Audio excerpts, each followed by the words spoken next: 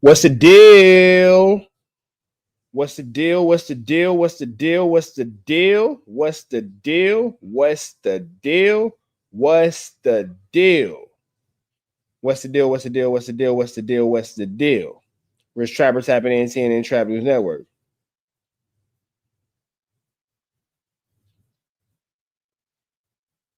Trap News Network. Trap News Network. Trap News Network. We ain't here, man. We ain't here with something different. Something different. Something that these ninjas don't got. Something that these ninjas don't got. Copy this. Ha ha ha. Be this. Copy this. Copy this. Copy this. Copy this. Copy this. Copy this. Copy this. Copy this. Copy this. I got something big. Y'all come pull up. Come pull up. Come pull up. Come pull up. Pull up.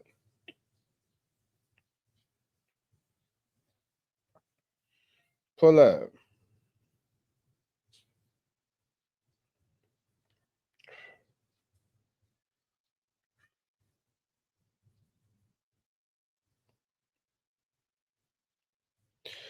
Who in here with me? Who in here with me? Who in here with me? Hope everybody's feeling well. Hope everybody's feeling well.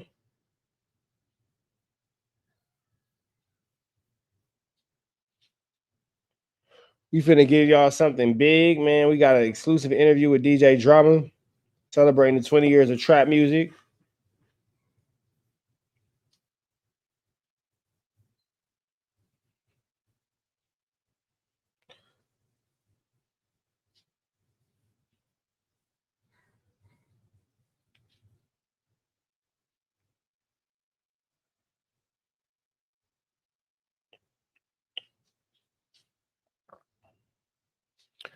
All right. You know what? Let's go ahead and jump into this, man, because I actually want to see this myself. So let's go ahead and slide into this.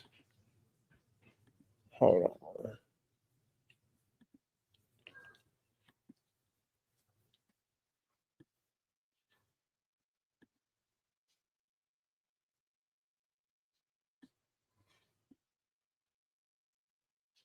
All right.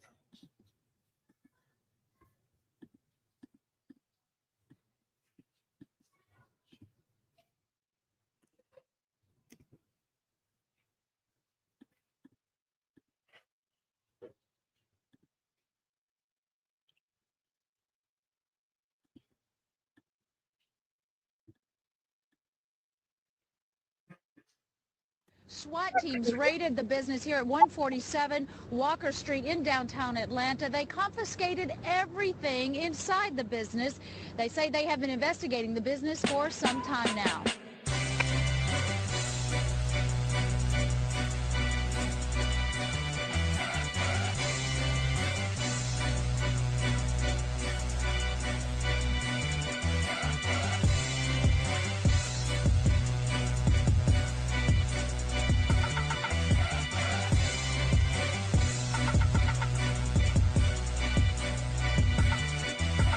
Authorities say the two men arrested for making and selling illegal CDs are 27-year-old Donald Cannon and 28-year-old Tyree Simmons, also known as DJ Drama and DJ Cannon.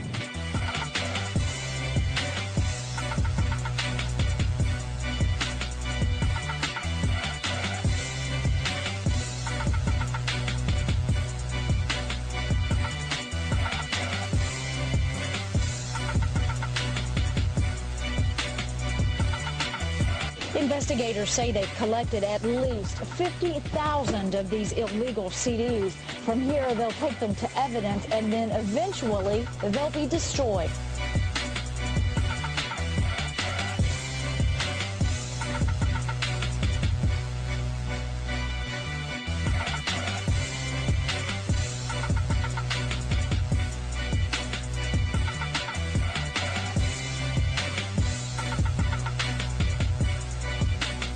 Trap Museum, and we talk about the trap, Mount Rushmore, you know, it's fucking Jeezy to Gucci, like, you know, they are Mount Rushmore of trap.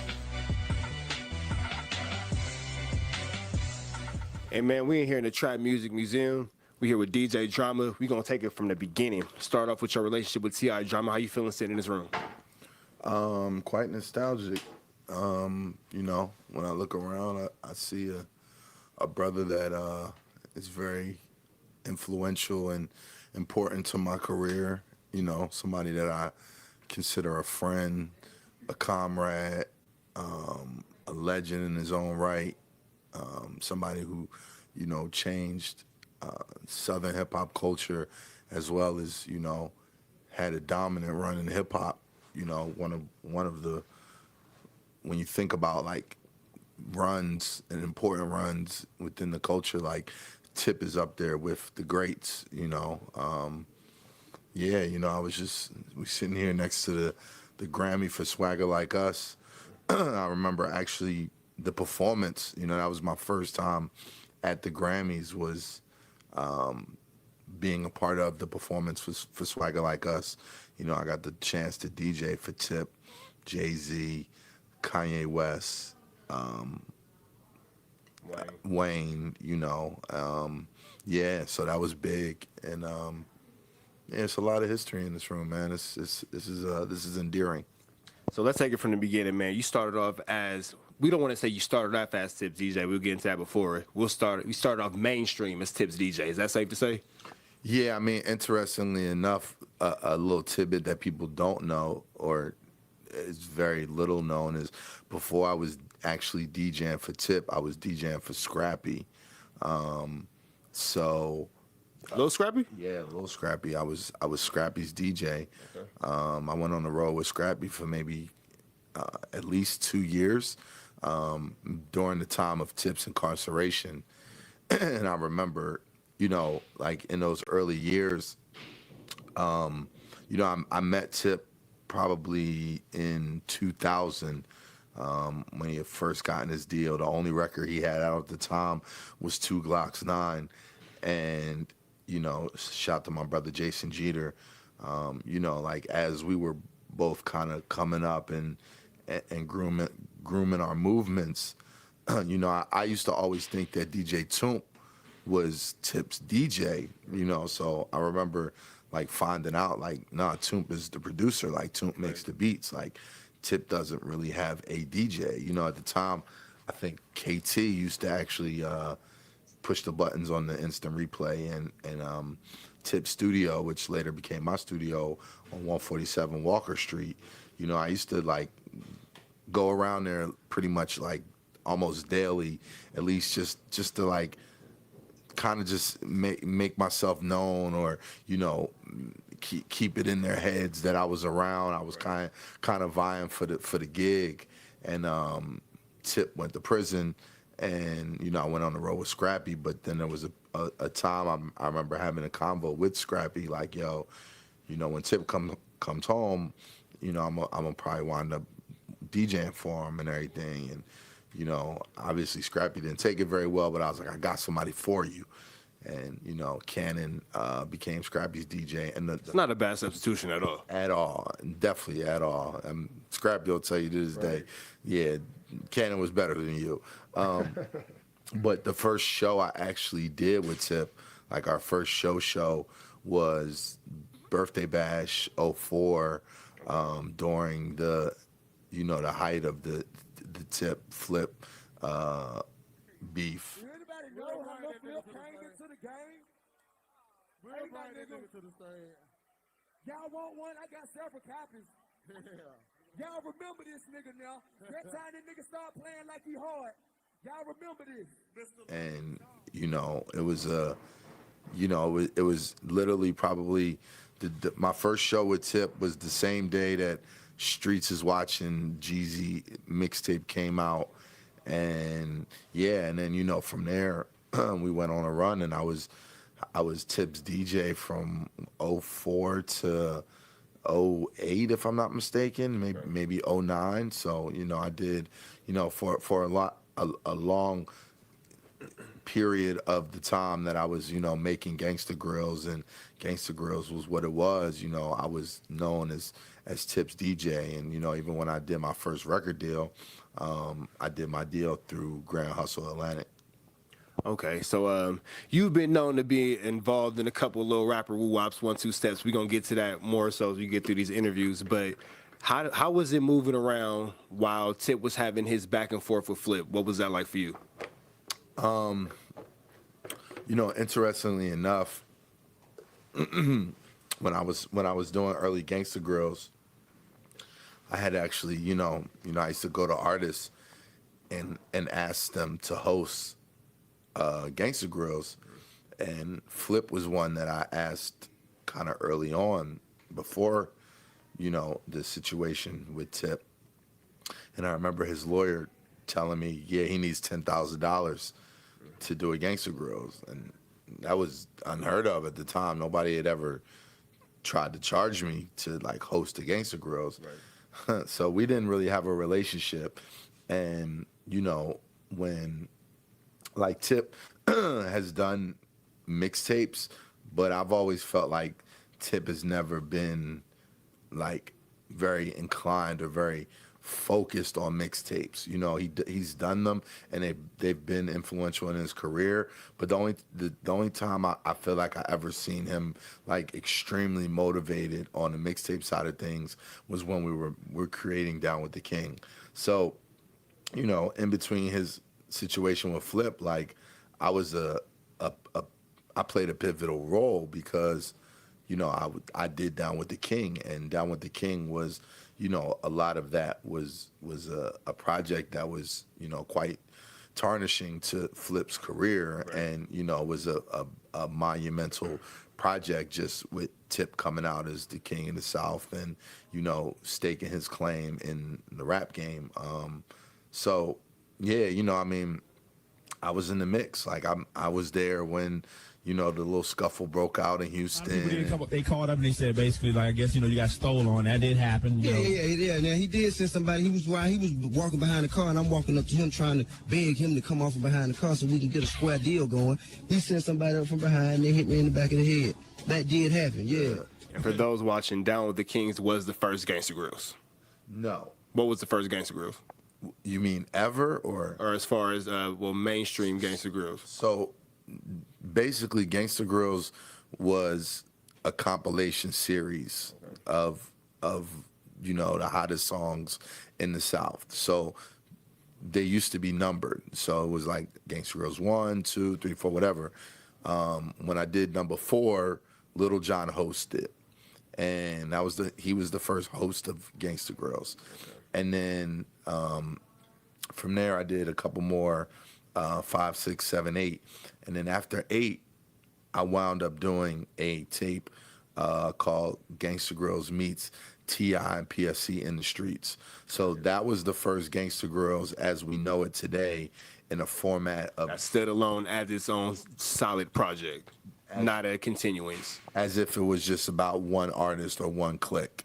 So that Tip and PSC was the first Gangsta Grillz that was primarily based around one artist. And then I think that was like 03, and then we did Down with the King in 04. So yeah, Down with the King it wasn't the first, but it's definitely it's safe to say that Tip might have been the one to help kickstart this whole Gangsta Grill wave after, you know it. 1000%. I mean, without Tip, you know, Gangsta Grillz wouldn't be what it is today. Like, he was the first to help create the platform that we know it as it is today.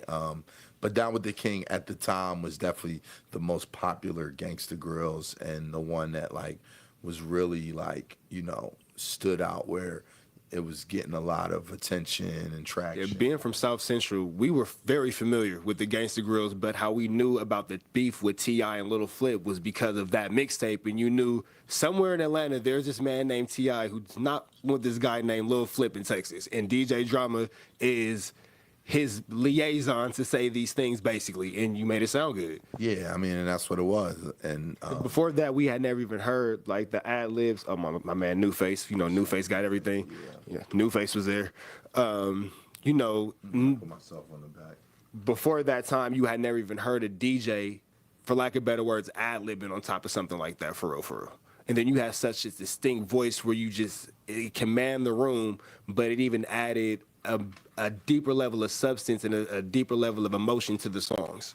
Yeah, I mean, that was something I always felt like I brought to the mixtape game, like, you know, like kind of how I would bring my personality to the projects and, you know, the things I would say on there and shit like that. So, yeah, like, you know, like this tape was, you know, very monumental in a lot of ways. Like, even looking at it now, it brings back so many memories. I remember the Jacka for Beats on here, the Pharrell and Drama conversation. I remember that was like early on when I first met Pharrell, and I got him to speak on it. And then if you look at number 22, it says TIP Freestyle produced by Don Cannon. Okay. So if you go back and listen to that, it's actually Tip rhyming on Go Crazy beat. That's back. What's happening, Cannon? TIP, king of the motherfucking South. Gangsta Grillz. 24 meals at my disposal. Still blow, throw, chill with a hoe or two. Still toast, still, cause jackets will be all over you. Whether you work for 100 mil or two.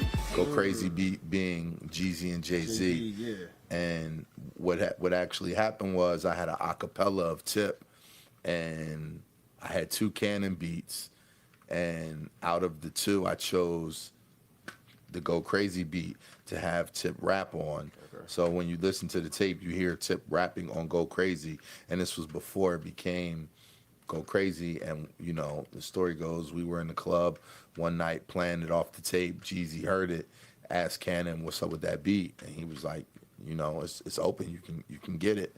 Oh, and man. That's how Jeezy heard the Go Crazy beat, and then, you know, it turned into a legendary classic song. Definitely, for sure. Cannon.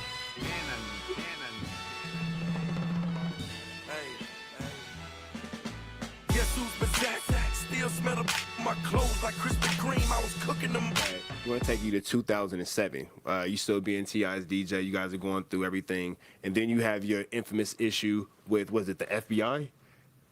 Is that an FBI situation? Fulton County SWAT team and officers from Clayton County raided DJ Drama's Gangsta Grillz recording studio last night.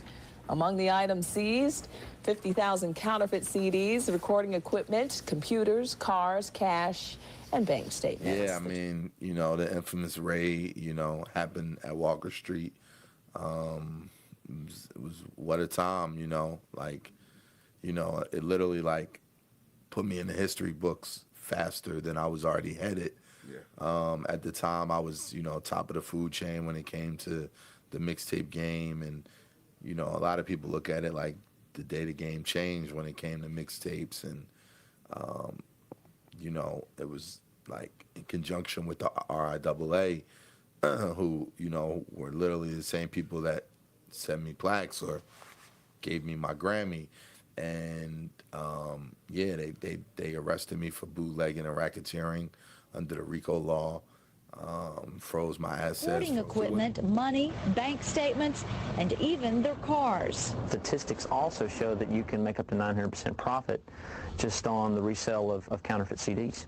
So there's huge money to be made in it, and there's no stigma attached to purchasing. So was it basically you just was making too much money off of this untaxed as far as they're concerned? I mean, there's a lot of different theories and conspiracy theories to, you know, how and why, and it's never happened again before or after you. Well, there's been attacks and raids on other DJs or quote unquote like bootleggers, but I think our situation was a little different because, you know, a lot of the projects or all of the projects that I was doing were pretty much sanctioned with the artists, you know, with the labels, you know, and you know, even if you go back and look at the news report, they say normally in these situations we find guns and drugs and other, you know, none of that. Yeah, they came and, you know, fucking, you know, confiscated CDs, and, you know, I mean, that's what we were in. We were in the music business. In this case, we didn't find drugs or weapons.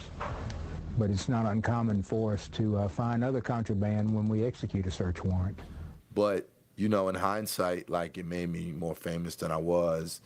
You know, it publicity you could have never paid for. Could have never paid for. The record label called the next day, like, how fast can we get this album done? So, and, you know, at the time, I remember, you know, that could have been the end of my story. And I remember, you know, just even when I was doing interviews or, you know, when people asked me, I was like, you know, this is just one chapter of my story. Like, this is not going to define me. You know what I'm saying? And at the time, I had no idea of what the future held for me. But I did know that, you know, like, you know, I was built for this. And, like, you know, you're not really proven until you get knocked down. And that was my first real, like, moment of, you know, being knocked down and getting back up and showing the world or showing hip hop what I was made of. DJs, you know, so I stand here proud as a mixtape DJ. You know what I mean? I would never leave the streets alone, and you know what I mean. More importantly, like, you know, I'm here to make sure the movement continues on. You know what I'm saying? So let me ask you this: with Tip then catching the case immediately after, how did that affect you then?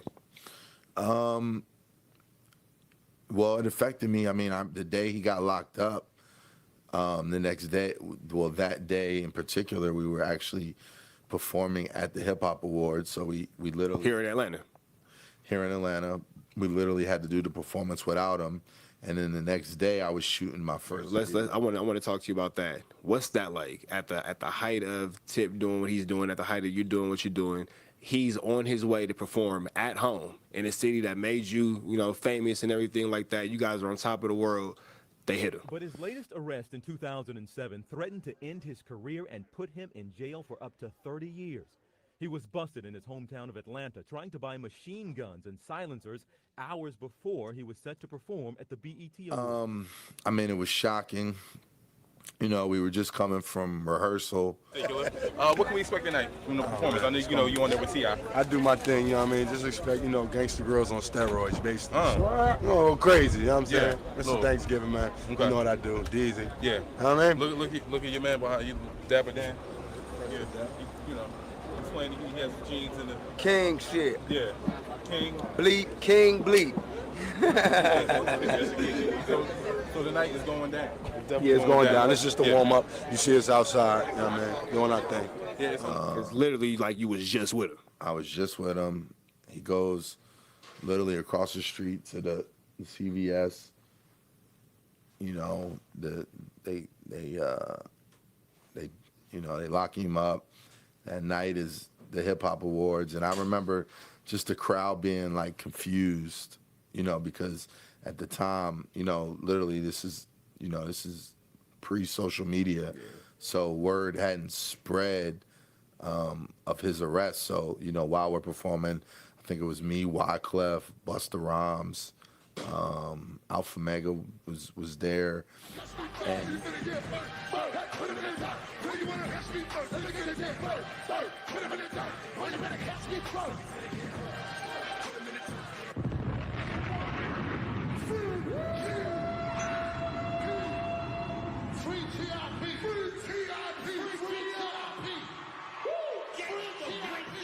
you know, people didn't really understand like why we're doing this performance without Tip. And then literally the next day, I'm shooting my video for my first single, 5001s, featuring T.I., and we had to, you know, incorporate a bunch of artists, you know, to do his part. B-rolls and all that.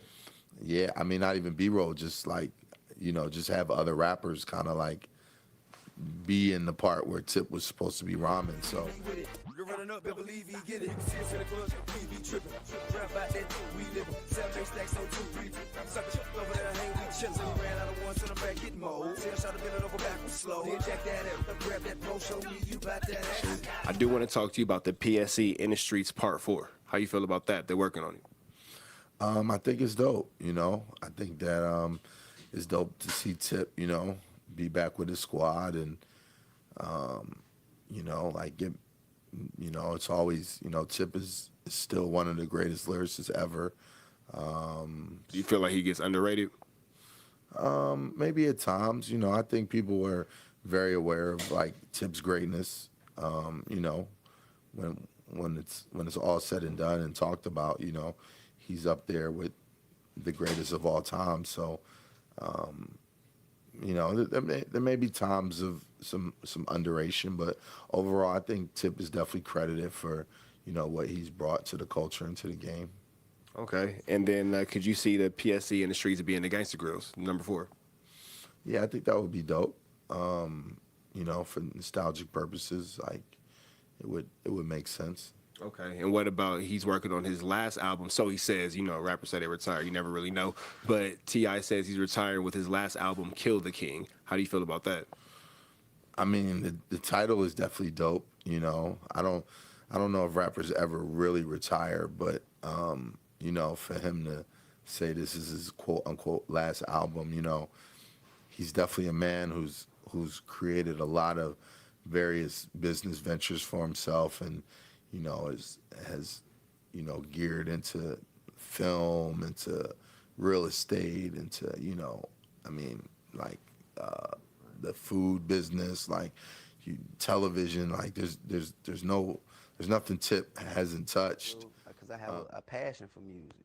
So I still will produce music. I still will write music. I still will executive produce music. I still will put artists out through my label and create opportunities and cultivate careers. So, you know, musically, if he really, you know, really decides to retire, I think that, you know, Kill the King will be an amazing body of work. All right, man. Hopefully, maybe we can see that as a Gangsta Grillz as well. That'd be pretty dope. And the way you started. Even if it wasn't a Gangsta Grillz, just it would be dope just to, you know, somehow me being incorporated in it, and, you know, maybe on a song or something like. Tip, you hear what he's saying, man? Put Drama in the mix, man. We need to see y'all back together again. We gonna end it like that. Yeah, I mean, it's dope for me. I've been on some Tip albums, like, you know, I think if I'm not mistaken, if history serves, a T.I. album was probably the first, you know, album that I was ever actually on.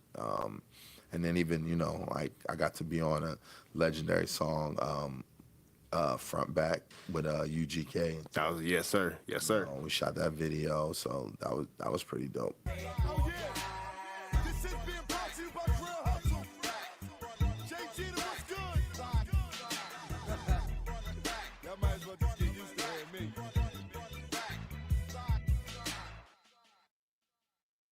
Wait, hold on. Before we go, gotta ask you one question. Since we sitting in front of the Grammy, who had the best verse on Swagger Like Us? Well, that's tough. Who had the best verse?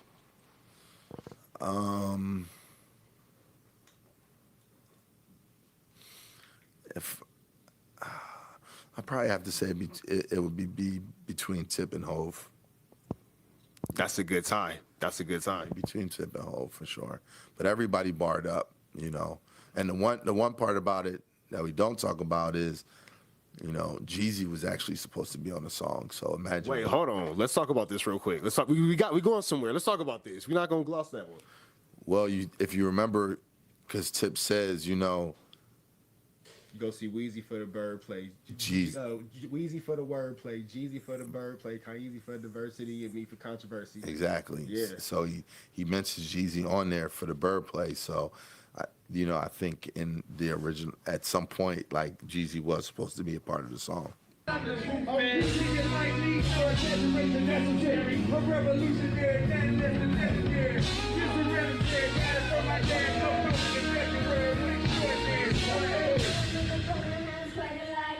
Okay. Don't let nobody tell you what you can't accomplish. But you need to do it. Like you got, you know what I'm saying? Yeah. Stop looking at what you ain't. Keep God first and live your life. Let's get to it.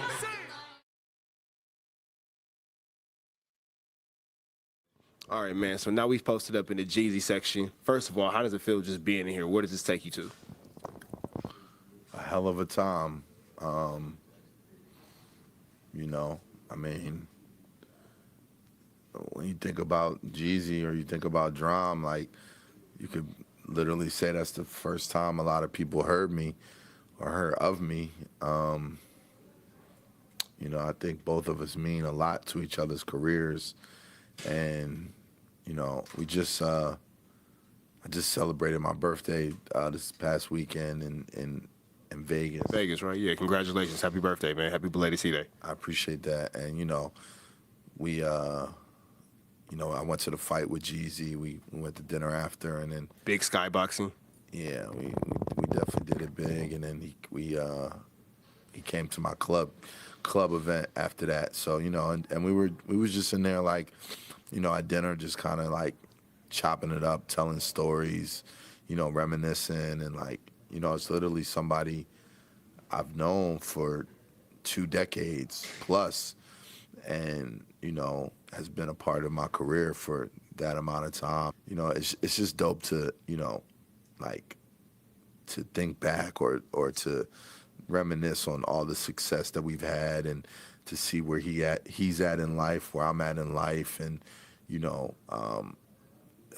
like just recently, us doing Snowfall, which was a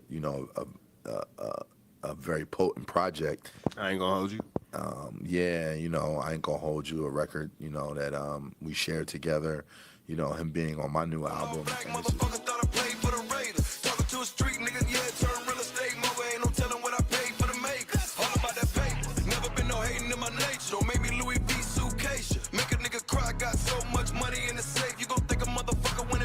And it's just like, even just the Legends of the Streets tour, like watching Jeezy perform and watching how that music resonates with people, and it's kind of one of those things that obviously I talk about Jeezy a lot because of his role in my career, but when you're like in it and you're like doing it, like you don't even realize the history that you're making. Like I would have never known in 2023 or in 04, 05 that I would still to this day be talking about Trap or Die, or Streets is Watching, or what we were doing. Like I was just doing what I was doing. I listen to the songs and I go back and write my own shit out how I wanna set it up. I asked him to do some talking. Niggas like to hit and just talk shit and see them as a person. He went back and did that. I'm gonna put it all together. Let's take it back real quick since we on that subject. What came first, Trap or Die or Streets is Watching? For those people who might be a little bit confused, I feel like that's especially on the internet, that's always kind of a common debate. Yeah. So Streets is Watching is the original tape that me and Jeezy did. That was the first mixtape that I ever got paid for. Coach and Jeezy paid me $1,000. Coach and Jeezy sat me down at a restaurant, Jeezy was like, man, the streets fuck with you. You know what I'm saying? Like, them niggas came out for your party. He's like, I want to fuck with you. That Gangsta Grillz was interesting because... And that's 2003, 2004? It was 2004. Because, at the time, the majority of artists that were on Gangsta Grillz were, like, known artists. Jeezy was probably the first artist that kind of, maybe had just gotten his record deal that was somewhat unknown, and Gangsta Grillz was the bigger platform. So, like, when they were passing the CDs out, it was like, this is the new Gangsta Grillz, not this the new Young Jeezy. Right. And, it caught on like hotcakes, and, a lot of the music that was on there, that was the only place it lived.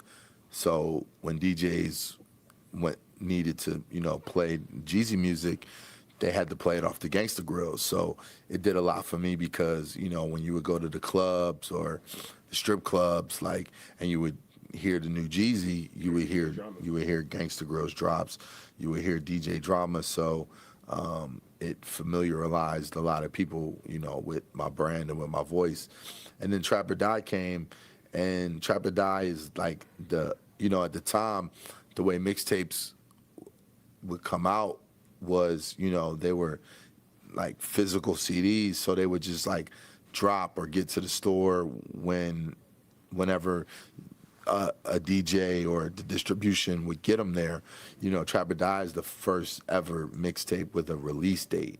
Like before that, treated like an album. Yeah, like before that, mixtapes didn't have release dates. Like when they got to the store, they got to the store. But like, because of of the marketing plan and, you know, the party of visions.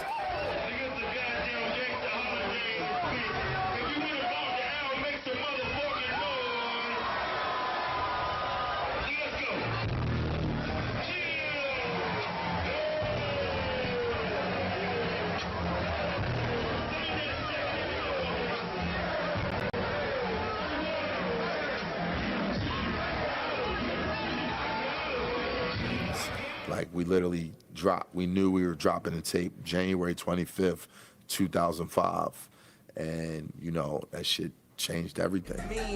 I'm a hater like you. Fuck my wrist thing, niggas sneak dissing. And that ain't how we play. No, fuck with mine, get your drama like the DJ. Now tell me I ain't real. This AR that I'm holding got a Gangsta Grillz. Because we were talking about the PSC tape, how that was already a collection of music that was already put together. Was Trap or Die something that he made specifically for what you and he had going on? Yeah, that was all new music. And that was another thing. Like, that was following a new formula because, you know, at the time, a lot of mixtapes were based around a lot of freestyles and, you know, rapping on other people's beats. Like, Jeezy, Streets is Watching, and Trap or Die, the majority of the music on there is original music. So it wasn't, you know, it wasn't him. I mean, there's a couple freestyles on there, but, you know, basically all that music was specifically made for those projects. When Trap or Die first really took off in the city of Atlanta, how did you know, oh shit, we got something? Because I couldn't go nowhere. And I mean, first of all, in Atlanta, there was nowhere that you didn't hear Trap or Die. But at the time, I was on tour with Tip. We were on an Urban Legend tour, so I was going city to city, and I would hear Trap or Die come out of every car, in every hood, in every city. I would be in Chicago, niggas would be like, yo, that Young Jeezy. I would be in St. Louis, they'd be like, yo, that Young Jeezy. The impact was crazy. You see it, nigga. I'm on the road 4 days a week, nigga, paid shows off of mixtapes, man. Real talk, Streets is Watching, I told him. Do you remember the first time you heard it? Like the first moment where you were like, oh shit, that's my voice? I have a vague memory of being in Chicago and hearing Trap or Die play during one of the times when we had a show. But just in general, I mean, that was, you know, and I had heard myself before that. You know, I'd heard the Gangsta Grillz drop coming out of cars, but like Trap or Die was the soundtrack to the streets across America. And it was like, I had arrived, you know, it was like me growing up, like my dream was, you know, I remember hearing Clue come out of cars and hearing Clue's drops or his voice and everything. And so for me, that was like an early goal or like a dream come true to like, you know, be in a city or be somewhere and just hear my shit playing. Like, it was like, oh shit, I'm here. I'm like, I really did it. Y'all niggas didn't believe us. We had a goal in mind. Set the streets on fire. Think we accomplished that. You guys are like basically like the Lakers going for your three-peat. This is your Michael Jordan moment. You have Streets is Watching, wildly successful. Trap or Die, set shit on fire. Now you got Can't Ban the Snowman, and at this point you have an entire movement. This is about 2005. Yeah, you know, it was just that. Like, we did Can't Ban the Snowman after Thug Motivation came out. Jeezy was the hottest shit in the rap game. Jeezy the snowman, I make it winter time. Heard the streets hungry, when it's dinner time. As they patrol, hey, I'm chasing not a snowman. I patrol the way. I said 36 O's for the 19 And that tape was more like, that was Jeezy actually going into mixtape mode and pretty much freestyling over, you know, other people's beats and things, and that's where the moniker Mr. Thanksgiving came from, because, you know, the streets were so hungry for music. A lot of people might ask, why you call yourself Mr. Thanksgiving? Plain and simple, you know, I feed the streets. You know what I mean? They've been hungry for a while. They was hungry before I got here. I made sure that everybody ate, you know, with my projects, with my Gangsta Grillz, with my mixtapes and what I do. You know, I make sure that everybody's fed.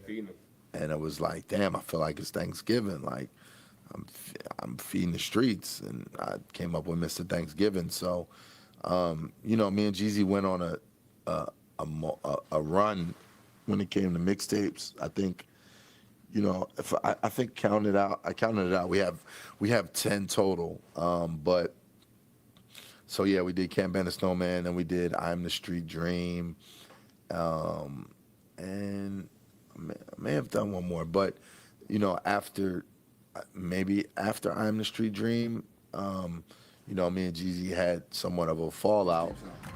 There's a lot of rumors spreading around the internet. You know, they said my chain was snatched, and you know what I mean, I got bloodied up, and you know, it got a little crazy out there. But you know, a little scuffle. You know what I'm saying? Grown man business, nothing crazy, nothing serious. Happens every day. And we had stopped working together for a period of time. You want to talk about what the fallout was about? To be honest, I mean, it really was just, you know, at the time it was about, you know, two guys who had gotten wildly successful, you know, had egos, had differences of opinions, and, you know, just, you know, disagreements, you know. We weren't seeing eye to eye on some things, and, you know, like, we were young, you know what I mean? And you know, something that probably could have been handled by a conversation, you know, got taken out of proportion. And the beef was over Drum had somebody that was managing him. He kind of got into Drum in them ear about a lot of things and just started to build this toxic environment. You know, I had people in my ear, he had people in his ear, and you know, it just went left. And you know, during that period, there was a time when, you know, we came back, and you know, we put our differences to the side, and you know, we squashed the beef. You know, I came to a point in my life where I just kind of like started healing myself. You know what I'm saying? Because I had a lot of trauma and things. So, you know, and I just started to work on myself, and I think Dromden was doing the same thing, because I saw he started losing weight, working out. Talking for a while about the project and everything, and we didn't let too many people know what we had going on. And so when we actually dropped it, you know, it felt right. You know what I mean? And that was the response I was getting from the people. Like, they was happy to see us do what we came to do, you know, and we was off that bullshit. Squash the beef, and, you know, the plan was originally for me to do Trap or Die too. But we were still kind of fixing our relationship at the time. Right. And, you know, when he originally asked me to do Trap or Die too, like, it didn't, like, we hadn't gotten to a space where, you know, we later got to. Right. And, you know, honestly, like, the best person, if it wasn't to be DJ Drama, to do Trap or Die 2 is Don Cannon. And, you know, I think that they made a classic. A tape. At any point in that, did you ever look like, damn, I wish it could have been me? No, not really. Because, you know, Jeezy, like, after our fallout, you know, he went and did a couple mixtapes with other DJs. And for me, I used to, like, at the time, you know, me and Cannon were going through our own little thing. Right. And I used to always wonder, like, why doesn't he get Cannon? Like, that would be the smartest thing to do. Right. So when they did finally do it, for me, it was like, okay, now they thinking. Right, like, finally they did what they've been supposed to do, you know, especially because me and Cannon were having our differences at the time. And, you know, like, Cannon just talked about it recently in an interview. It sounds like y'all always maintain a brotherly family aspect, and sometimes the brothers fight. Y'all can fight each other, but nobody else can fight y'all. Yeah, 100%. I mean, you know, that's my brother for life, you know. And, you know, in the scheme of things, like, it was like 2 years out of, 25, 26 years that, you know, we had our differences. But, you know, like, when I was doing my tapes with Gucci, you know, I was taking shots at Cannon. When he was doing Trap or Die 2, like, he was taking shots at me. Like, you know, that's like something that for a long time went unknown, that people weren't aware of. But if you go back and listen now with the story, I'm sure people will be like, oh, that's what that was, right?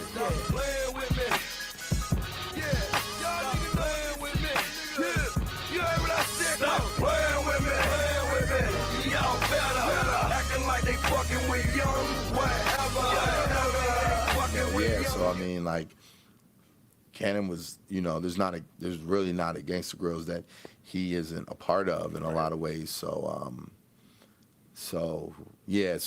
me and Jeezy, our first tape back was called The Real Is Back, which I think we did in 2010 or 2011, which was a hefty comeback and a big tape. And, Where were you and what were you doing when you heard Stay Strapped? I mean, it was a diss record, it was good hip hop. It was what it was. I mean, I don't remember thinking too much into it. It just was, hip hop is a competitive sport. And at that time, obviously. Say that part again. It is a competitive sport. Yeah, I mean, it's a competitive sport and always has been. And, at that time, they were having their differences over So Icy. And Any given time, 250 in your grill. All I do is talk. You can even add a couple grand for my outfit. Two guys that when that record came out, they were both kind of on the come up, and things went astray. And if I'm not mistaken, I guess Stay Strapped was like the first shots fired, or I'm not sure. But yeah, I mean, it was what it was. Definitely a moment in hip hop that we'll never forget, especially in Southern hip hop. Yeah, I mean, unfortunately, as much as hip hop is a competitive sport, we're all better when we get money together. Definitely. And shout out the Streets, Legends of the Streets tour. Yeah, and it's good to see this many years later, as grown men, those brothers put things to the side and be able to get money together. Hey, my nigga, it's me and you, dog. Fuck the world, fuck everybody who listening, fuck everybody in this room. We can do this shit right here, my nigga, leave this shit where it's at. We can do this motherfucker one last time and be done with it, my nigga. Let's do it. Let's do them all for it. Let's do it. Yeah. Let's do it, nigga. What's happening? Hey! Where your ice at? Where your chain rings at? Where your thing at? Let's go. What's up? What's up? We're sitting here in the Trap Museum, and when we talk about the Trap Mount Rushmore, it's fucking Jeezy, Tip, and Gucci. They are the Mount Rushmore of trap. You know what I mean? And they all mean so much, to Atlanta, to the culture, to trap music.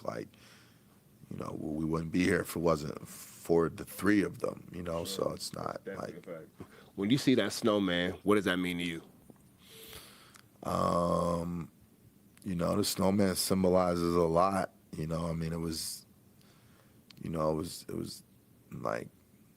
great marketing. When it comes to Jeezy and the way he attacked the rap game was something new in a lot of ways. It was something that hip hop hadn't seen before. Especially from a Southern perspective. Yeah. And still to this day, Jeezy's music is like a religion to the streets. For sure. I hear so many stories about niggas coming to me and talking about how much money they made listening to Trap or Die, or just or it got them through a bid. It's the hottest nigga coming out of ATL, Young Jeezy. Can't nobody fuck the real shit. Real shit, no fake. Ain't no faking in this shit, man. You guys touched the demographic, being even in South Central and, living a certain type of life once upon a time. You guys touched the demographic of people who had no voice, who everybody was overlooked. We didn't all come from, not even say a silver spoon, but even growing up in LA, yeah, we grew up in our gang culture, but that's not all that I was doing. I was also trying to figure out how to get to my next dollar. We didn't have anybody coming from our coast that even, showed somebody really trying to get some money. Was all what we had as our gangster rap. You guys came and introduced, let's go get this bag. Nigga, I'm the best when it come to motivating street niggas to get that chance, cuz. That's where I came from. You know what I'm saying? That's where I'm still at. And that's my mission right now. My shit ain't to go quadruple, quadruple, platinum, none of that bullshit, man. Just to let these niggas know out here, nigga, let's get this change, nigga, let's Even be safe. outside of that, I think, you know, just the thug motivation, like, to motivate the streets, like, even outside of, like, hustling in the streets, like, it's motivation to hustle in general, just to get to the bag, to get to the money, like, you know, and, like, my Jeezy, like, Trap or Die was really, like, a coming out for me of, like, really finding my pocket of what I was to, you know, go on and do with these tapes and talk my talk. And, you know, I say on there, every street nigga ain't a rapper, every rapper ain't a street nigga, but when you get it right, like, Man, it's a beautiful thing. you know, so it's like, I don't know if I would be here if it wasn't for Jeezy. And, you know, we've had a lot of history through the years, still to this day, and it's like, you know, to sit here at 45 and, you know, to recollect and think about, like, the things we accomplished, like, you know, it's a dynamic duo. The formula is pretty simple. It's just hot music, you know, skill, and the streets. Like, that's it. If you really went and picked up that Streets is Watching, make some noise in this. Yes, sir. If you was riding down Peachtree Road, bumping that Trapper motherfucking Die, make some noise in this. Yes, sir. To my left is DJ Drama, to my back is DJ Ace. We've been doing this shit for motherfucking 2 decades. Yes, sir. Giving you quality street music. Tonight, right now in Atlanta, Georgia, why I invited everybody out tonight is we gonna celebrate this shit. So if this shit make you feel how you felt 10 years ago, you celebrate this shit. Talk to 'em. We in this bitch together tonight. We came here to have a motherfucking good motherfucking time. Yes, to sir. celebrate a real nigga. Yes, Let's sir. go. I'm the realest nigga in it. You already got Trap of the year 4 times in a row. Let's go. A lifetime supply. Drinking soda clientele. Okay, one, rolling two, 1, 2, 3, let's go. Kick it about 50 and up. And now, y'all, as you can see, we in the kitchen, man. Shout out to Gucci, man. We in the Gucci section. Walking into the kitchen, Drama, what's your first thought? Burr. Easy call. And for all the woo-wops who might be watching, all these are props. For everybody who might be watching, all these are props, man. Everything is not as it seems. It's all glued to it. It's not for real, man. We just here in the museum showing some love to Gucci, man. What was your introduction to Gucci, man? How did you meet him? My introduction to Gucci was this record called Black Tea. I came with the time I was down with the Black T Boys, Never Again Ruckers. And everybody used to look at us because there's a whole bunch of us, you know what I'm saying? We didn't have a lot of money at the time. We were just in the grind, just hood niggas. You know what I'm saying? So we out there doing our thing. They started looking at me because we had the Black T song or whatever. But I had more ill rhymes to come with them.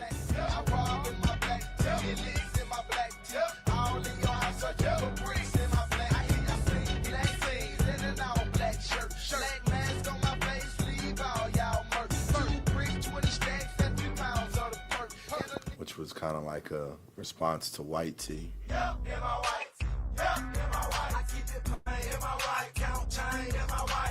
All in the clothes, spin gang in my white tee. I bling in my white jewels, gleam in my white tee. Forget us, go back, I look clean in my white tee. Gucci was featured on that record. That was the first time I had heard him. And then, so Icy came out. She digging my feet, she back on this. Is it the chain on my neck or the watch in my wrist? Maybe the ice in my ear or the bracelet. But she look like the type that can take a You know, Gucci had put out a, you know, he was definitely, on a run. I think, you know, he put Pills out. I think Freaky Girl had came out. You know, he definitely had some hood classics. Interestingly enough, when I had gotten locked up for the, you know, my RICO case, when I spent the day in jail and I was just having, rap combos with niggas that was locked up, and I was like, who your top 5? You know, and niggas would be like, Pac, Biggie, Jay, and Gucci. For those of y'all watching, you know, we have a big West Coast region. Where exactly were you locked up at? We talking about Wright Street, right? Yeah, I was at Wright Street. Fulton County Joe, the city of Atlanta Joe, to all my LA people watching, they version of LA County. Yeah, so I was, you know, and this was like 07, and I was like, where? Like, go up. Like, you know, being locked up for that day, I really realized how big Guap was. And we had never really worked together, you know, obviously because of, you know, my relationship with Jeezy. And, you know, when me and Jeezy had our differences, you know, it opened up the door for me and Gucci to work. And, you know, he had always been a fan, and, you know, it was, you know, he told me very early on, like, man, I've always wanted to do a Gangsta Grillz. And the first tape we actually did together was called Definition of a G, and it was me, Gucci, and Yo Gotti. And then our first like solo tape together was called The Movie. Monday, that's right, I'm back once again, but this time I got a new vengeance and a new name, man. From here on out, y'all call me Drum Cruise, because it's blockbuster time only. You feel what I'm saying? AMG affiliates all day, every day. But you know, when I do a mixtape, I never really do it by myself, you know what I mean? I always got to have a homie by my side. So, who better than to get the king of the streets right now? Yeah, it's Gucci Man LaFleur, man. Gucci Tarantino, man. You know what's going on, man. Pulp Fiction, man. In the 6, man. Checking everybody credibility, man. You know what I mean? So I see we are hiring, man. You know what I mean? You need to hold the bags and roll the blunts, man. You know what I'm saying? So put your application there, man. Send them to, you know what I mean? So I Entertainment at Gmail, man. Everybody flood us, man. We're here. We're about to make the movie, man. Now pay attention. I mean, call me the director, call him the actor, switch it up, call him the director, call me the actor. Because I'm about to go in, we about to show you how to make this movie, man. You Pulp Fiction? Mixtape, man. Pulitzer Prize, nominated mixtape, man. You know what I mean? For real, man. Zone 6, stand up, let's go. And I think right around the time the movie came out, Gucci wound up getting locked up. Fulton County Superior Court Judge John Gogurt decided to revoke 1 year of Radrick Davis's 3.5 years of probation on an assault charge. That means the rapper known as Gucci Mane will have to serve that 1 year in jail. The judge made that decision after hearing Davis has only completed about 25 hours of the 600 hours he was ordered to perform 2 years ago. And this is during, you know, this is also during the time of when the internet really started to like help spread the mixtapes, and the movie was like a cultural hood classic, and you know there were a lot of hits on there. And what would be your favorite track off of the movie mixtape? Probably Photo Shoot.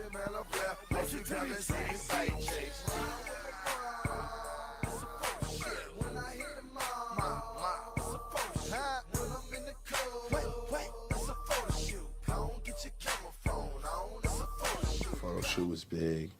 And then, you know, me and Gucci pretty much like went on a run. The thing about me and Gucci, like, it's like you don't even know when we gonna go. Like me and Gucci will talk like 6 months and be like, yo, we doing yeah, it's coming. And then we get the call like, all right, cool, we ready. And, you know, if you watch how we drop, we always drop around something special, you know what I'm saying? We come up with the craziest concepts, the craziest ideas and names. And see, Gucci don't give me a lot of time. But somehow, some way, like when I listen to the music and I hear it, let me talking that man, I don't know. I hope he know what comes over me, man. And, you know, like we wound up doing multiple tapes together, you know. We did the Burr Print, which was crazy. And, you know, this is like 08, 09, 2010, like when Gucci was literally like on fire. And, you know, I got to like, you know, be a part of that wave and, you know, really make some classic mixtapes with Gucci. Mr. Zone 6, hosted by DJ Drama. You know what I'm saying? We in the building, Mr. Zone 6, that's the biggest mixtape of the summer, by far, you know what I'm saying? So when y'all get it and y'all listen to it, I bet you, I guarantee I win mixtape of the year. When you first decided, like, yeah, I'm going to rock with Gucci, did any thought cross your mind, like, this may be a conflict of interest, or at that point where you just like, you know what, I'm about my craft, I'm about doing what I need to do to elevate me and my brand to the next level? Well, nah, it was obviously a conflict of interest. Hey, yo, what up, man? You know who it is, the one on Baracko Drama. Mr. Thanksgiving, from here on out, you call me Drum Cruise, man. Blockbusters only, DJ Drama, you know. I like to feed these streets, and I like to do something special for the streets. So what I've done is I've teamed up with the king of the streets, that be Gucci Man, you know what I'm saying, affiliates, So Icy Entertainment. Just, you know, because, you know, people knew me so much for my work with Jeezy, and, you know, their issues and their beef was like well known at the time. So, you know, it was in a sense like picking sides, and, you know, I don't know if me and Jeezy wouldn't have fallen out if, you know, I would have ever went and did that. But, you know, because of our differences at the time, you know, I chose for my business and, you know, for my career path, like, all right, I'm gonna go rock with Guwap. You know? So there you have it. Once again, you know, another blockbuster, Drum Cruise, of course, you know what I mean? We did this for Boulder Crest, we did this for East Atlanta, Zone 6. Understand, man, Mr. Thanksgiving. Hey, man, I'm telling you like that, you claim Boulder Crest, man, if I don't know you, must be Tucson, man. So that's the movie, man. Mixtape Monday, AMG affiliates, So Icy, man. Come on, understand this, how we get it in. Wait till the tape come out, you know what I'm saying? Pulp Fiction, it's over. You know what I'm saying? So, like, I was very well aware of, you know, like, the other side wasn't gonna feel that or appreciate that. And, right. You know, like, I was, you know, taking subliminal shots and, you know, talking my shit on the tape. So, like, it wasn't. Yeah, man, you no stranger to the woo-wop, man. I don't think any other DJ is so active in the streets as DJ Drama has been. Like, nobody, it's not a slight towards anyone, so we're not going to say no names, but nobody, as far as being a DJ, has been so active in beefs and, like, talking they shit as DJ Drama. I mean, I guess it's the gift and the curse of the name, you know? Like, living up to the title.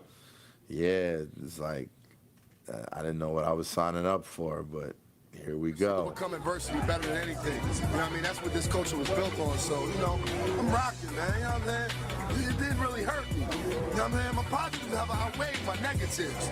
So all that shit, you know what I mean, it's dead and all this. Come on, man. I'm right here, man. It's nothing. Let's go.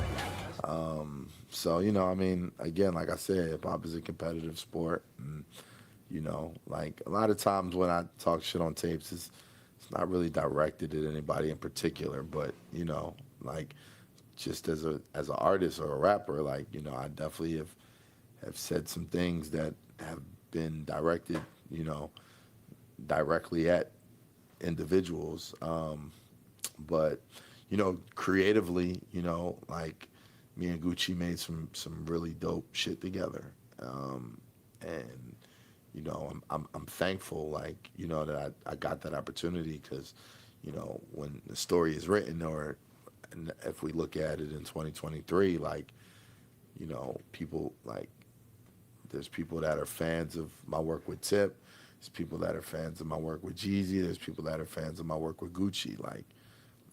Yeah, you definitely hit all three dynamics of the trap Mount Rushmore, for sure.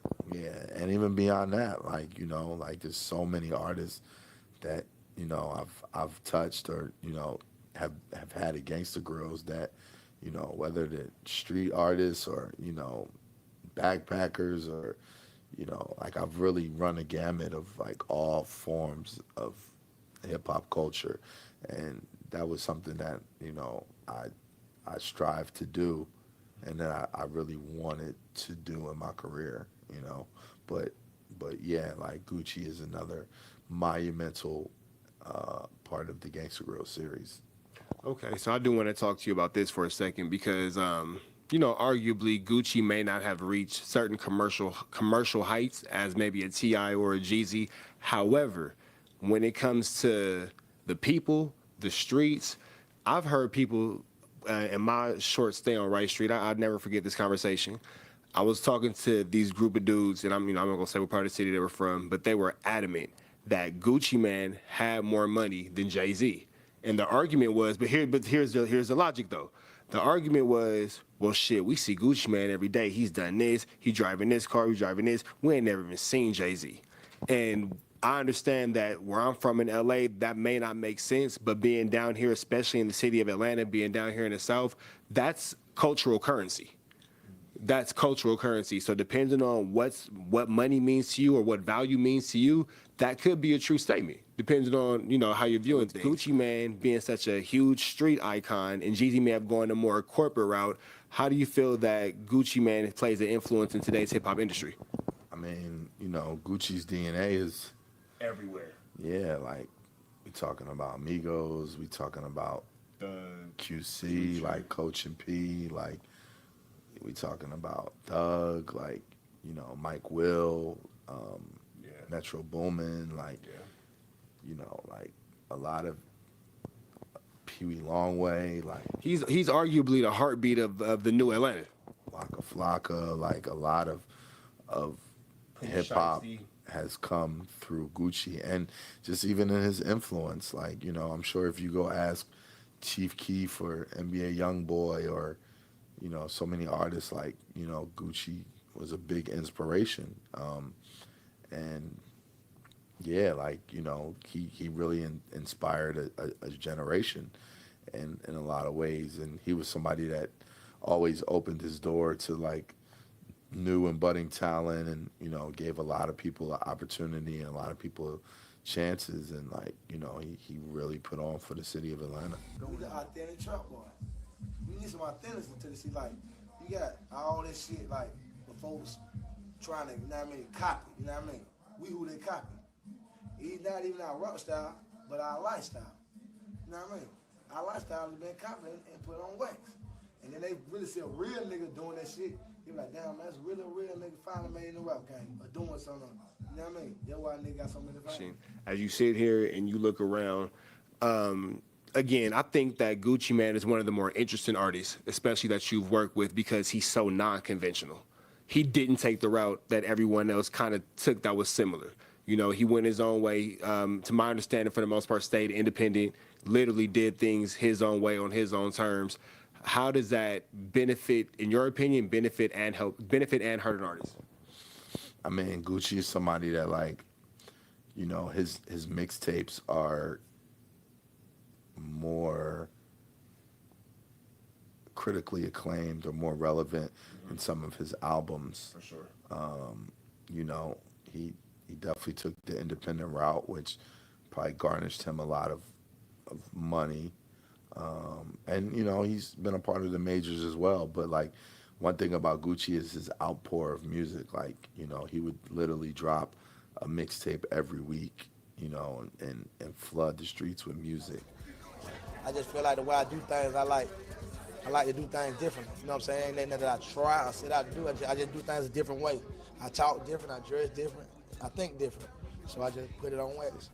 Like, so even before, you know, the days of the DSPs, or, you know, the days, like, Gucci was probably one of the first people that wasn't like, yeah, I'm not taking a year off to put a project out. Like, I'm putting out a project every week. Like, there was one time we did the Cold War series, he put 3 mixtapes out at one time, you know, like, he's just, you know, he's just a different type of animal. He's like a machine when it comes to it. Yeah, like, you know, his outpour, and just in general, like, you know, I don't think people give Gucci enough credit creatively, like, when it comes to, like, his lyricism or, you know,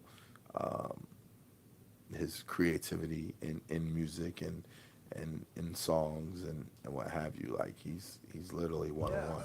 Okay, it's the Gucciimane,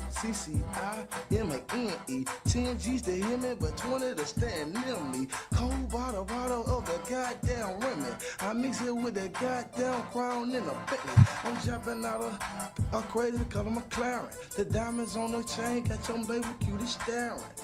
Yeah, and everything Rev Larry. A 45 with the Gucci man carrying. Shawty talking about me, but the kid I ain't hearing. G5 Gucci every night I'm layering. 10 for the feature, 10 more for the clearance. Take the shit back, that's trapping interference. Yeah, Gucci nigga, what you thought? And the style ain't free. It's 10 G's to hear me, but 20 to stand nigga. Huh? Chill. Okay. That's what it is, Gooch. That's what it is, dog. You know what's happening. Freestyle. freestyle flow, nigga. You know that's on top of the dome, nigga. And not to say that other artists you work with don't do this, but consider that this is Trap News Network. I believe that, this is just my opinion, but I believe it would be safe to say that Gucci Mane touches a very specific demographic of person, whether it be male or female, but it doesn't have to do with a drug dealer. You could be that mom on the way to work on the bus, and you got your 2 kids with you, and you got to ride your bus 4 or 5 stops, drop a kid off there, blah, blah, blah, or you the single dad on EBT and woo whoop. He represents the struggling streets of overcoming these absurd conditions.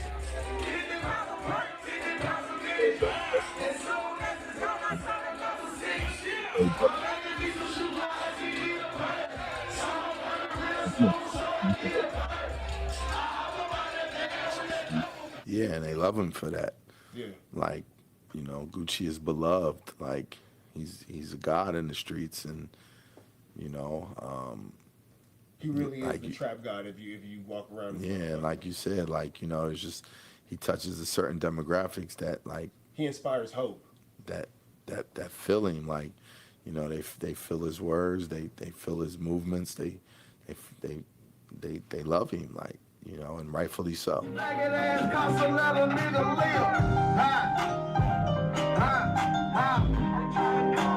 Chimney with 100 mil. I'm the Breeze Squad, bossing up like Santa Claus. December 16, East Atlanta Sound. Appreciate y'all. It's so What's the deal, y'all? It's Rich Sharper tapping in, TNN Trap News Network, Rich Talk. And we sitting here with DJ Drama, and today we got some news you can use. Drama, how you feeling? I feel great, man. What's up? Can't complain, man. Over here getting to it. It's not every day we get to sit down with a literal living legend. So let's get straight into the points, man. Thanks for having me. So you got your album out. I'm really like that. Let's get into that. Number one, I want to give a personal shout out for the Nipsey Hussle feature. You know, from the Crenshaw District, we always love to see Nip shine any way we can. That was love. What was it like getting that feature? It was dope, you know. Nip was my brother, you know. We made some classics together. Crenshaw was, you know, classic Gangsta Grillz. You know, he's definitely one of the few people in the game that I really consider like a friend. He did a lot of recording at Mean Street Studios. He came out here to sit down for a week just to finish up, and I just caught a good vibe. A lot of producers I've been looking to get with came through. Justice League, London on the track, Metro Boomin. I got with Organized Noise, which is like Outkast in-house production team. And you know, we recording at Drama Studio, so just the flow of artists and songwriters and producers that come through here, it made me want to stay. So I decided to camp out. When he was in Atlanta, and that was a verse that, you know, he recorded at our spot. Shout to Slade, who had engineered it, and my brother O, who had the verse in the tuck, and, you know, I got the blessings from Nip's family, from Black Sam, to shout out Sam, to use it on the project, and you know, call Blast Up. You know, it gave me an incredible hook. Let Jeezy hear it. That was Nip saying what's up. That was Nip saying what's up, right? You know, I called Jeezy. I let Jeezy hear it. You know, he recorded his verse, and you know, it's a dope record that I'm honored to have on my project. Man, yeah, that's an incredible feeling. So when you're listening to the song in its entirety and you're hearing a finished version of it, what's the feeling that it gives you? Gives me chills, you know. I mean, it's not that often we get to hear new Nip these days. So, you know, he was one of one. You know, it's crazy because my album dropped on the anniversary of his death, actually. So, you know, whenever we can help continue the marathon, we're going to do just that. Of course, the marathon for sure can continue. The project starts off with Tyler, the Creator. That was, again, big shout out to the coast. You know, LA shining big on your project.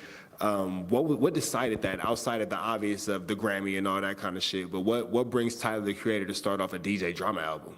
Wild left turn, nobody saw it coming. I mean, it felt right. Like I told T, like, yo, I'm working on my album. Like, it's only right for you to start it off. Like, you know, I credit Tyler a lot for the resurgence of Gangsta Grillz, and, you know, I was pretty much like 85, 90% done with the album, and I told T like, yo, I can't do it without you.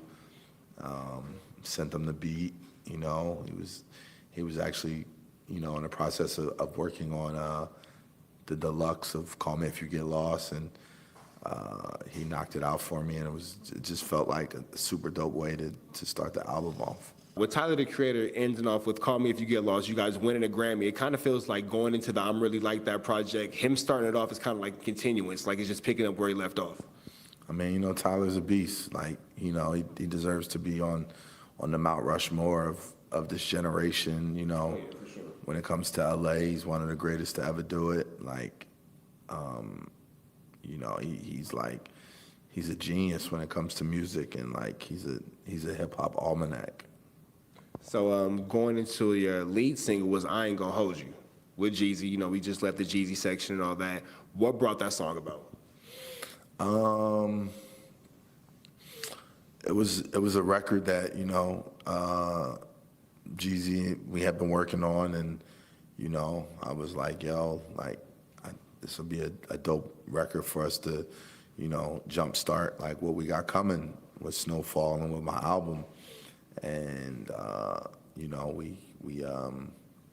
shot the video sometime last year, and dropped the record, and it was like it felt like, okay, like it's about to be snow and drum season again. I mean, because that's exactly what it's feeling like, because it's kind of like the old days. You get Jeezy and Drama collab on a single, but then you get a drama project immediately right after. It's like a 1-2 punch. Well, yeah, I mean, first we got I Ain't Gonna Hold You, then we got Snowfall, then we got the Drama project. So it was like, a trifecta of the situation, and like everybody knows, like, Jeezy and Drama, like it's a clear win-win. Peanut butter and jelly. Exactly. For sure, man. So as we go through the entire project, we seeing a lot of the Generation Now artists making their debuts on this project. You want to get into that a little bit? Yeah, I mean, Jack has a record on there, Vert's on there, Carvina's on there. You want to give the world a little bit of insight about Carvina? Carvina's a super dope, talented R&B artist that is signed to Generation Now. That, she's on the hook of the last song on the project. I Can't Believe We Made It. Has the voice of an incredible songstress, and like, I'm looking forward to like people really, getting to vibe out to her music and to hear what she has coming. Okay. What other artists from the label are on the project? I think that's it. Oh yeah, Lule's on there. Yep. Shout out to my bro Lule. Yeah, Lule's on there. Yeah, I think that's it. Okay. So as far as the status of Generation Now, who do you guys have on the label right now? Lil Uzi Vert, Jack Harlow, Carvina, Sunny Digital, Lule. We just signed this artist named Kai Cash, and we have a couple artists in the tuck that we're looking to sign. That's pretty good, man. That's dope. So when you guys are going around looking, you, Lake, and Cannon, y'all walking around looking for artists. Not even say walking around looking for artists, because I know you guys enough to know that's not what you do. So let me rephrase that. When artists are being brought to you guys, because I've yet to see you guys literally walk anywhere outside of that building. When artists are brought to you guys, what are you guys looking at? We look for conviction. We look for talent. Artists that can stand on their own, that literally have that twinkle in their eye, that that hunger, that drive, that passion. Can we break down standing on your own as artists, if you don't mind? Because a lot of times we see a lot of artists who feel like, oh man, well I could rap or I could do this, but that's not necessarily what it means to stand on your own as an artist, because you have to operate a business. So can you give them a quick breakdown of what an artist standing on his own as a business looks like? I mean, again, just an artist that like comes to the table with knowing the direction, like knowing what they want to accomplish, being able to make a record, make a song, and understanding the values of what it's like to be in the business. We get involved in artists' careers very early on, so we're definitely involved in the development stage, but at the same time, like, you know, I like signing artists with vision that, you know, have a sense of where they want to go. That's pretty dope, man. Speaking of artists with a visions, your artist Illuminati just picked up a feature on the Barbie soundtrack? Yeah. That's pretty fucking big, bro. Yeah, shout out to Illuminati. Yeah. I didn't mention her when I mentioned artist, but, you know, a dope female rapper that we have signed that, you know, she's definitely a special talent, and, you know, bar for bar can hang with any female out there. Some dudes, bro. Absolutely. You know what I mean? And I mentioned her because she's one of the younger artists on you guys' roster, and you guys are a generation now. And with her even being on something like the Barbie soundtrack shows that the future of music might be this young woman. Absolutely. Because, I mean, if you look at the demographic of grown women don't play with Barbies. These are younger girls who are looking for their next Nicki Minaj or next, you know, whoever would be Cardi B, so forth and so on, not to compare her to those people because she stands on her own. Definitely, if you guys don't know, Illuminati is rapping better than a lot of these niggas. But with her even picking up something like the Barbie soundtrack, how does that show her star power, and where do you expect her trajectory to go? To the moon, you know. I mean, I know this Barbie movie is very unconventional of what people are expecting from a Barbie movie, but, you know, it's a great opportunity. And so is she on the soundtrack, or is she actually in the movie? she's on the soundtrack. Okay. Yeah, so, you know, she's gonna be dope. That's pretty dope, man. But you guys have a lot of other artists that are seemingly doing movie things. Jack Harlow has White Man Can't Jump, that touchdown. How you guys feeling about that? It's dope, man. You know, it's gonna be Jack's debut film. You know, shout out to my brother Kenyon Barris. You know, he gave me a call. He felt like Jack would be perfect for the role, and you know, Jack killed it. And, you know, since then he's working on another movie that people are gonna be pretty hype about when they hear the details of it. Or actually, I think the details. We get a TNN exclusive? Well, the details came out. He's working on a movie with Casey Affleck and Matt Damon. Nice.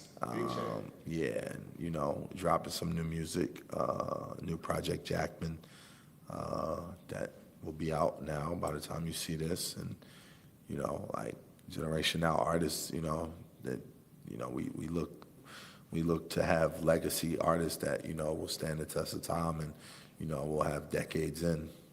Okay, that's definitely dope, man. Considering that you are a label owner and you guys do have you guys' own artists, when it comes to an artist, and I don't want to say waving a flag in the sense of walking around with a chain on and blah, blah, blah, because I feel like Jack does more than that. You know, Jack is, every interview that I've seen, he's shouting you guys out. So I bring love to you, Lake, Cannon, X, Y, and Z. When you look at an artist as far as where we're going to in the hip hop culture, because let's be real, Jack is a megastar. He's out of here. You know what I mean? Let's call it what it is. These up and coming rappers, when it comes to holding a flag and being loyal to a company and making sure that you're representing yourself in a way that shows that you are a part of this company and appreciative to these people for these situations, what advice can you give on that? To the artists? To the artists, because a lot of times what we find out in the current state of hip hop is you get these guys and they get these deals, and it's like you dream for these situations for your whole life, and then you finally get it, and then a lot of times we don't really see a lot of these guys go too far. It's like they're kind of here today, gone tomorrow. Yeah, I mean, again, just trust the process, you know, like, you know, nothing happens overnight. You know, everybody's path is different from another's, and, you know, just be ready for the moment when the moment comes. Okay. So how do you feel about the current state of hip hop right now? And not in the traditional sense of like all lyricism and blah, blah, blah, but I mean everything from the way that music is consumed, the way music is presented, because now in today's day and age, it's not enough just to have a fire song. For example, you did your rollout and you know, mimicked one of your favorite movies and you took it back to a generation where children don't even know who fucking Raheem is, but you introduced an entire generation to this whole new culture of juice. Yo, what's your problem, man? You my fucking problem, man. You let everybody in the rap game sweat us and you don't even give a fuck. I think you're exaggerating. That's bullshit, man. We run from everybody in the record industry. We run from artists, we run from radio stations, we run from A&Rs, we run from bullshit directors with nut-ass treatments and bullshit scripts. All we do is fucking run. Yeah, I mean, you know, I think hip-hop is in a great space. You know, it's turning 50. You know, it's still the most dominant genre of music at 50 years old, you know, you have some incredible young talent. You know, some of our elder statesmen or our veterans are still at it, doing their thing. Like, you know, take me for an example. I'm 45 years old. I've been doing this shit since I was 13. You know, I'm having a hell of a run. Like, you know, hip hop is what you make it. You know, and I think that we're living in a time where, you know, so many various artists and genres of the culture can coexist. And, you know, I'm excited for the next, you know, 10, 15, 20, 25 years of hip hop. And I mean, the way it's looking like you finna be a part of those 10, 15, 20 years too, so that's never a bad thing. Being from LA, I do want to ask you about a specific artist. What's up with Scheme, man? Scheme is an incredible talent. You know, he's actually the first artist we ever signed to Generation Now. That was a huge thing in the city for us when Scheme got picked up. That was a huge thing, going from Sox Gang to being a Generation Now artist. Yeah, Scheme is, to this day, and he's a monster. Like, you know, An amazing talent. Amazing talent. You know, he helped write one of my biggest records, Wishing, and I love that nigga to death. I could be wrong, but did he do some writing on Unforgettable with Ray Shrimmer and French Montana, or is that just a rumor? Nah, yeah, he did some writing on that. Iggy Azalea. He did some writing for Iggy. Yeah. Safe to say you got a good eye and ear for talent? Yes, you know, I mean, my track record speaks for itself. Unforgettable was once the biggest song on the fucking planet, literally. Yeah, absolutely. And, you know, Scheme is an incredible writer, you know, as well as his own talent. As we sit in the OG Clay room, would you like to give us any memories about Clay? Long live the great. Man, Clay was, you know, he was 101, man. It's just, you know, during one period of time when Tip got locked up, Clay was my road manager, and, you know, he went on the road with me for about like 2 years, and, you know, we had a hell of a time. You know, there's nobody in the game that Clay didn't know or that didn't know Clay, and, you know, he just always, knew how to create a fun time or a fun environment, and, you know, he was a jokester. You know, he always would have a good laugh about something, and, you know, he just was like, you know, Clay actually was the first person that introduced me to Big Meech. He took me to Meech's crib when Meech was on house arrest, and, you know, I got to chop it up with Meech for the first time and build, and yeah, I've had a lot of firsts with Clay, you know, and we spent a lot of years on the road together, and, you know, it was just a great guy, great individual. Rest in peace to Clay. Definitely, man. Rest in peace, big homie, until we meet again. Because, again, I am very familiar with you guys' team, Lake, Cannon, yourself, Royce, Willie Joe, TC. Can you talk about the importance of building a team and why your team specifically has been so successful?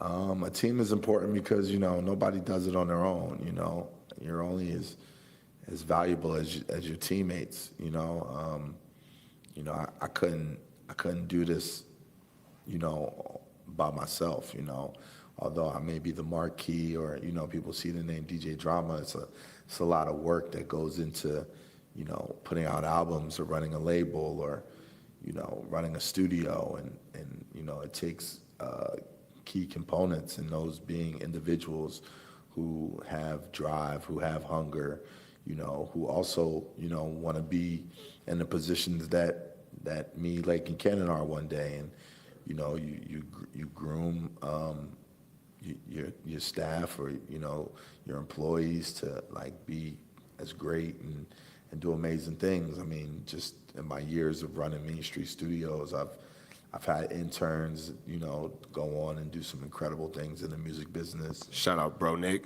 You know, people that have come through that building that, you know, can say that they got their start, like, working for Drum or working at Mean Streets, and, you know, like, it's full circle. You know, I remember being an intern at DARP and getting trash and making food runs and things, and so when I opened Mean Streets up, and to think that, you know, I created a studio that has so much culture and so much history, and, you know, has created so many opportunities for people. It's like, you know, that's the name of the game. You know, it's one thing to make yourself successful, but it's another to help others and be a part of others' successes. Yes, sir. So unless you got anything you want to add, man, wrap it up. Got anything you want to share with the people before we get up out of here? Man, listen, man, Generation Now Forever. I'm really like that is out right now. Jackman is out right now. Little Uzi Vert, the Pink Tape is on the way. Santa Illuminati, Sunny Digital, Carvina, Kai Cash, the whole Generation Now family, you know. I'm going to keep on feeding the streets. There you have it, man. TNN Trap News Network. We here with DJ Drama. I'm really like that. It's out now everywhere. Make sure you go get it. Long live Clay, and we out of here.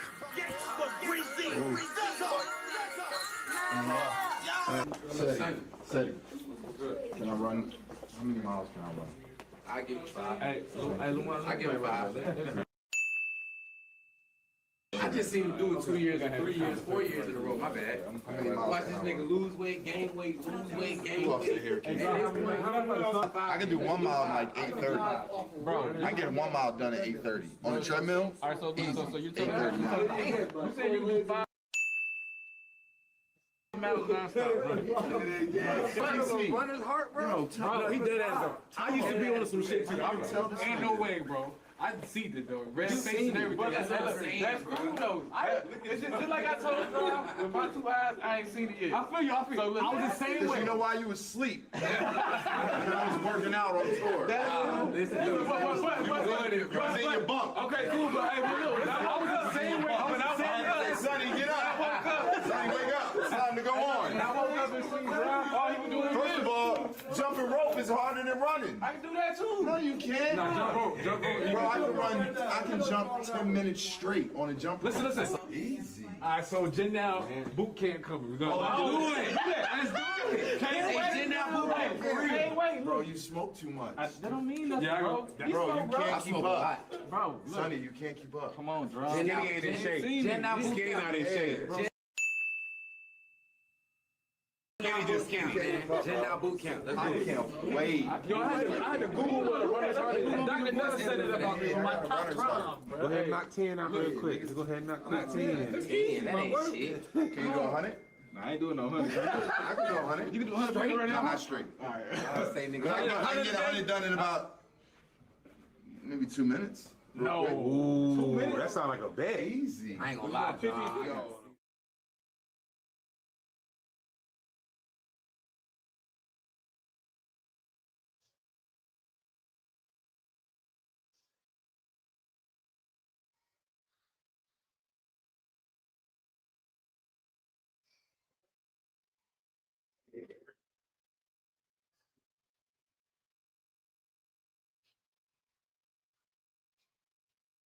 Maybe some of this, I appreciate your time.